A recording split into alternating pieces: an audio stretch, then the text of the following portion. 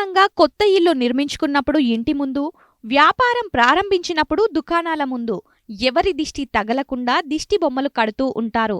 Road మీద వచ్చిపోయేవారు చూడడం వల్ల దిష్టి కలిగి అనేక సమస్యలు ఎదురవుతాయి. ఎందుకంటే ఈ నరదిష్టి చాలా ప్రమాదకరమైంది.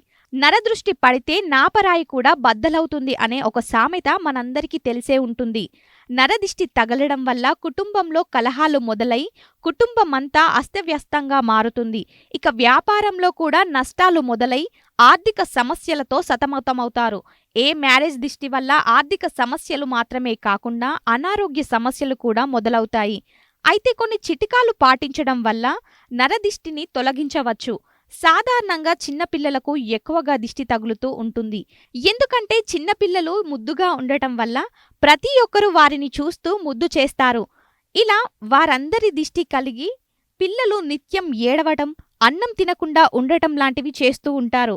ఇలా నరదిష్టి తగిలినప్పుడు 2-3 ఎండు మిరపకాయలు, కొంచెం ఉప్పు తీసుకొని వాటితో దిష్టి తీసి ఆ తర్వాత నిప్పుల్లో వేస్తారు.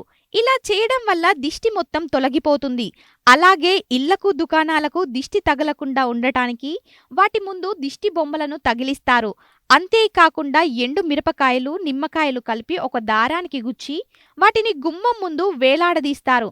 ఇలా చేయడం వల్ల మనుషుల దిష్టిని అవి ఆకర్షిస్తాయని మన పెద్దలు చెప్తున్నారు.